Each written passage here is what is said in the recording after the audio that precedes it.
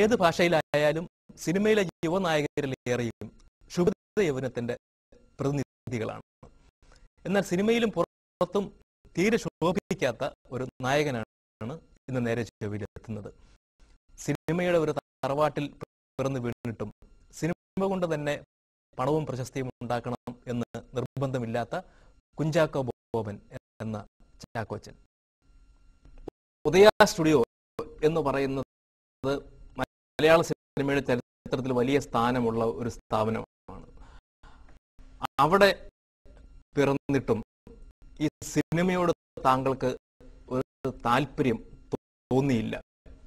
അത് ഒരുപക്ഷെ സിനിമ ഉണ്ടാക്കിയ സാമ്പത്തിക പ്രശ്നങ്ങൾ മൂലമാണോ? ഒരു തരത്തിൽ പറഞ്ഞാൽ അതിൽ ഒരു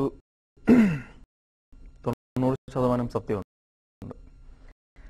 കാരണം ഞാൻ ജനിച്ച് വളർന്നുകൊണ്ടിരുന്ന ആ ഒരു സാഹചര്യത്തിൽ ഈ പറയുന്ന പോലെ ഉദയ എന്ന് പറയുന്ന ഒരു പ്രസ്ഥാനം വളരെ മോശമായിട്ടുള്ളൊരു അവസ്ഥയിലായിരുന്നു. അപ്പൊ സിനിമയുടെ ഏറ്റവും മോശമായിട്ടുള്ള ഒരു അവസ്ഥയിലൂടെ പോയൊരു ജീവിത സാഹചര്യമായിരുന്നു അന്ന്. ഉദയയിലൂടെയാണ് ഞങ്ങൾ അറിയപ്പെട്ടിരുന്നത് എങ്കിൽ പോലും, അല്ലെങ്കിൽ സിനിമയിലൂടെയാണ് ഞങ്ങൾ അറിയപ്പെട്ടിരുന്നതെങ്കിൽ പോലും സിനിമയോട് ഒരു ആഭിമുഖ്യം, ഒരു സ്നേഹം അക്കാലത്ത് എനിക്ക് തോന്നുന്നു. പക്ഷേ എല്ലാം നേടിത്തരുന്ന ഒന്ന് എന്നതിന് പകരം എല്ലാം നഷ്ടപ്പെടുത്തുന്ന ഒന്ന് എന്ന് സിനിമയെക്കുറിച്ച് താങ്കൾ ധരിച്ചു. ഒരു പക്ഷേ ഏറ്റവും അവസാനത്തെ സിനിമ ആഴിയുടെ പരാജയമായിരിക്കും അതിന് വഴിവെച്ചത് ഒരു പരിധി വരെ. കാരണം അത് ഒരുപാട് ബാധ്യതകൾ നമ്മുടെ കുടുംബത്തിനുണ്ടാക്കിയിട്ടുണ്ട്. ഇപ്പം ഒരുപാട് അസറ്റ്സ് ഉണ്ടെന്ന് പറഞ്ഞാൽ നമുക്ക് ജീവിക്കണമെങ്കിൽ ഈ പറഞ്ഞ ലിക്വിഡ് ക്യാഷ് എന്തായാലും വേണം. ഒരു ദൈനംദിന ജീവിതത്തിന് വേണ്ടിയിട്ടുള്ള ഒരു ക്യാഷ് ഫ്ലോ എന്തായാലും വേണം. ആ ഒരു അവസ്ഥയിൽ ഈ പറയുന്ന പോലെ ക്യാഷ് ഫ്ലോ വളരെ കുറവായിരുന്നു. അസറ്റ്സ് ഉണ്ടായിരുന്നു, അത് വേറൊരു കാര്യം. പക്ഷേ ഇന്നത്തെ പോലെ അക്കാലത്ത് റിയൽ എസ്റ്റേറ്റിന്റെ ഒരു മാസമര ലോകം വന്നില്ലായിരുന്നു. അതിൻ്റെ ഒരു വില എന്താണെന്ന് എനിക്ക് അക്കാലത്ത് അറിയില്ലായിരുന്നു. ഈവൻ ഉദയ സ്റ്റുഡിയോ എന്ന് പറയുന്ന ഒരു പ്രസ്ഥാനം പോലും, ആ ഒരു സ്ഥലം പോലും ആവശ്യമുണ്ടോ എന്ന് ഞാൻ എൻ്റെ അപ്പനോട് വളരെ ഫ്രാങ്കായിട്ട് ചോദിച്ചിട്ടുണ്ട്. ലോഹിതദാസിന്റെ കസ്തൂരിമാൻ എന്ന സിനിമയിലെ താങ്കളുടെ കഥാപാത്രം സാജൻ ജോസഫ് ആലുക്ക, അതിന് താങ്കളുടെ ജീവിതവുമായിട്ട് ബന്ധമുണ്ടോ? അതിൻ്റെ ഒരു ഇമോഷണൽ അല്ലെങ്കിൽ ഒരു എന്താ പറയുക, ഒരു പ്രേമത്തിന്റെ ഒരു ആ ഒരു ലൈൻ ഒഴിച്ചു കഴിഞ്ഞാൽ ഒരു പരിധി വരെ എൻ്റെ റിയൽ ലൈഫുമായിട്ട് ഈ പറയുന്ന കസ്തൂരിമാനിലെ സാജൻ ജോസഫ് ആലുക്ക വളരെയധികം സാമ്യമുണ്ട്.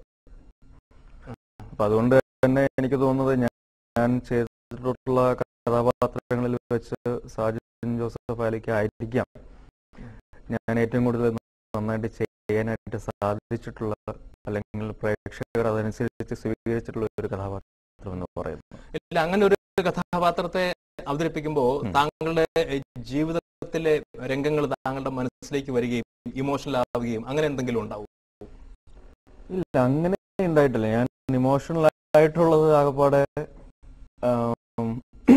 1-2 സിനിമകളിൽ എൻ്റെ അപ്പൻ്റെ വിയോഗത്തിന് ശേഷം ഏതാണ്ട് അതേ രീതിയിലുള്ള രംഗങ്ങൾ വരുമ്പോൾ മാത്രമാണ് ഞാൻ അറിയാതെ എൻ്റെ കണ്ണുകൾ നിറഞ്ഞു പോകാറ്.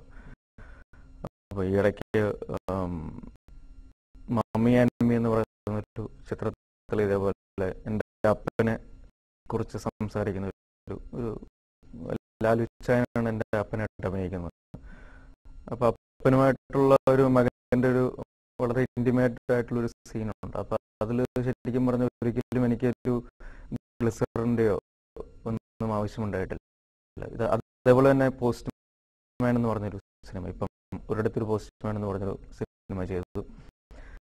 അതിലും അപ്പൻ മരിക്കുന്ന വിവരം അറിഞ്ഞിട്ടുള്ള രംഗങ്ങളിലൊന്നും ഈ പറയുന്ന പോലെ ഗ്ലിസറിൻ്റെ ഒരു ആവശ്യം എനിക്ക് തോന്നിയിട്ടില്ല. പക്ഷെ അങ്ങനെ വരാൻ പാടില്ല എന്നാണ് ഒരു എന്താ പറയുക, ഒരു വൈപ്പ്.